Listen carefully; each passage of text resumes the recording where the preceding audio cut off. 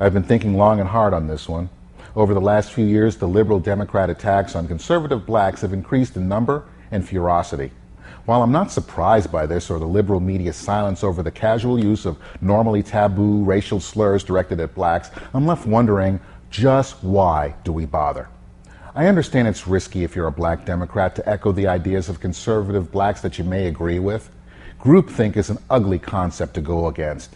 But as a black conservative, as a human being, I'm left asking myself, why am I going so far out of my way to try to convince those who are too lazy to pick up a book or do an internet search and see just who's been really using, thus keeping the black man and woman down? The following are a few minor bullet points, courtesy of my friend in Los Angeles, Larry Elder, and Reverend Wayne Perriman in Seattle. Democrats supported slavery and its expansion into the northern states. After the Civil War, 23 blacks, 13 of them ex-slaves, were elected to Congress, all as Republicans. That the first black Democrat was not elected to Congress until 1935 from the state of Illinois. That the first black congressional Democrat from a southern state was not elected until 1973. That Democrats in 1854 passed the Kansas-Nebraska Act that overturned the Missouri Compromise and allowed for the importation of slaves into the territories. Democrats opposed Senate Bill 60 of 1866 to give blacks 40 acres and a mule. It was Democratic President Andrew Johnson that vetoed the bill. Democrats opposed the 1866 Civil Rights Act. On July 4, 1867, in Houston, 150 blacks and 20 whites formed not the Black Texas Republican Party, but the Texas Republican Party. Blacks across southern states also founded the Republican parties in their states. In 1850, Democrats passed the Fugitive Slave Law. President Abraham Lincoln issued the Emancipation Proclamation during the Civil War. In 1865, the 13th Amendment emancipating the slaves was passed with 100% of Republicans voting for it and only 23% of Democrats voting for it. The 14th Amendment was passed giving the newly emancipated blacks full civil rights and federal guarantee of those rights, superseding any state laws. Every single voting Republican voted for the amendment. No Democrat voted for it. Congress passed the 15th Amendment in 1870, guaranteeing blacks the right to vote. Every single Republican voted for it, with every single Democrat voting against it.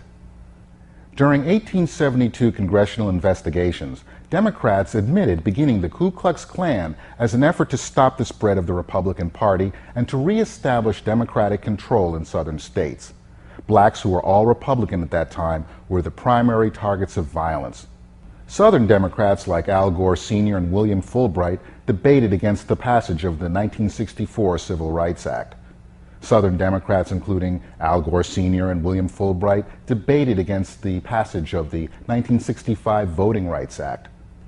Democrats supported and participated in burning down middle-class black communities like those in Rosewood, Florida, Wilmington, North Carolina, and the Greenwood District, Black Wall Street, in Tulsa, Oklahoma. Between 1870 and 1875, the Republican Congress passed many pro-black civil rights laws. But in 1876, Democrats took control of the House and no further race-based civil rights laws passed until 1957. In 1892, Democrats gained control of the House, the Senate, and the White House, repealed all of the Republican-based civil rights laws.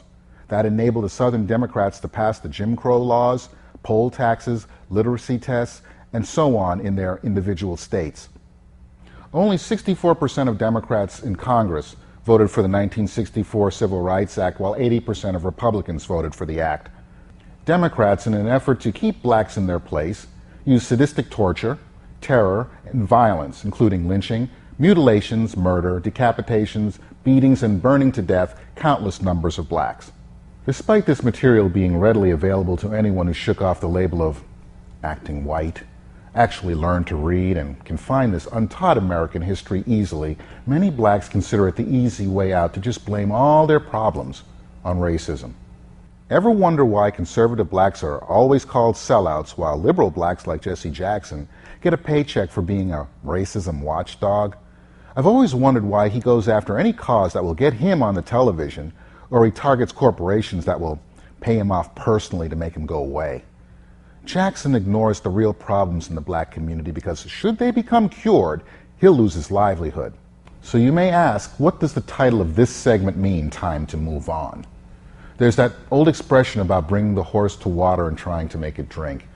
Black conservatives have been spitting into the wind for years now, trying to wake up the sleeping black electorate to the sins of those whom consider themselves the party of civil rights. We have attempted to point our brethren in the right direction, pardon the pun, and have been called Sambos, Uncle Toms, lapdogs, and those slurs yet to be repudiated by those in the mainstream media or academia.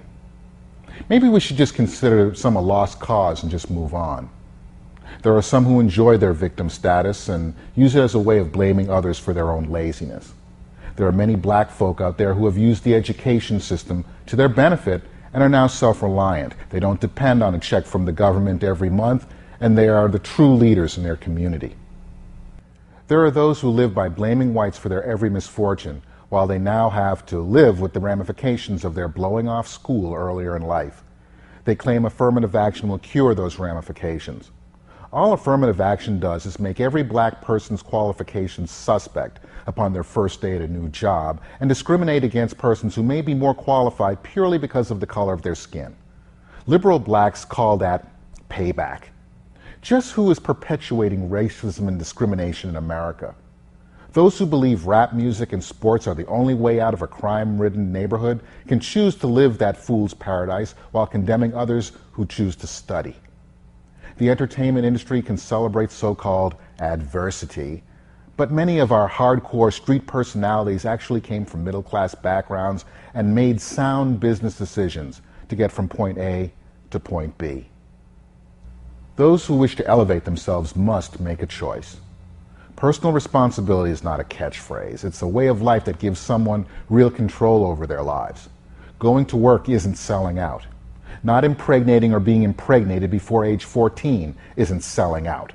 Teaching your kids that school and not the streets is the path to success isn't selling out. Selling out is taking a dump on the very opportunities this country has to offer and making something out of your dream. Sitting on your butt and blaming whites for your failings and demanding a monetary payoff is a waste of time because it will never happen. There are too many successful blacks in this nation to disprove the wildly held notion that racism is keeping us all down. For those of you who decide to take control of your lives, there is a home for you.